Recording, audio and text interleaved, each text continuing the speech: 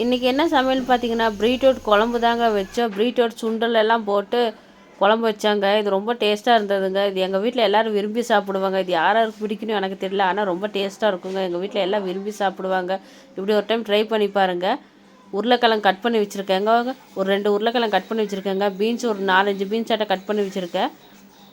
அடுத்து பார்த்தீங்கன்னா, முக்கியமானதாக இது பீட்ரூட். அந்த பீட்ரூட்டை ஒரு 2 பீட்ரூட் கட் பண்ணி வச்சுருக்கேங்க. பருப்புங்க, ஒரு சின்ன டம்ளரில் பருப்பு எடுத்து கழுவி ஊற வச்சுருக்கேங்க. அது ஒரு கைப்பிடி அளவோட்ட சேர்த்திக்கலாங்க. சுண்டலுங்க 2 கைப்பிடி அளவு சுண்டல் சேர்த்திக்கலாங்க.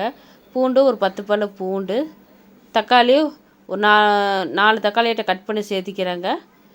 அடுத்து பார்த்திங்கன்னா, குழம்பு மிளகாத்தூள் தாங்க சேர்த்திக்கிறேன். உப்பு தேவையான அளவுக்கு போட்டு எண்ணெய் கொஞ்சமாக ஊற்றி நல்லா கலந்து விட்டுக்கலாங்க. கலந்து விட்டு எண்ணெயிலே கொஞ்சம் சூடாகட்டுங்க. அப்படியே இந்த நல்லா வணக்கிக்கலாங்க. அந்த காயெல்லாம் கொஞ்சம் சூடாகி வரட்டுங்க. அப்படியே வணக்கிக்கலாங்க.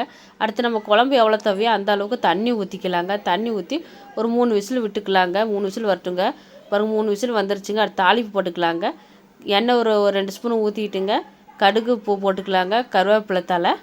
அடுத்து பார்த்திங்கன்னா, வெங்காயம் ஒரு சின்ன வெங்காயம் தாங்க பொடியாக கட் பண்ணி வச்சுக்கலாம். சின்ன வெங்காயம் தான் போட்டுக்கலாம், இன்னும் டேஸ்ட்டாக இருக்குங்க. ஆனால் நான் பெரிய வெங்காயம் தாங்க சேர்த்திருக்கேன். சேர்த்து நல்லா கலந்ததுமே வெங்காயம் நல்லா வணங்கி வந்துருச்சுங்க. அடுத்து நம்ம குழம்புல சேர்த்திக்கலாங்க. சுவையான குழம்பு ரெடி ஆயிடுச்சுங்க.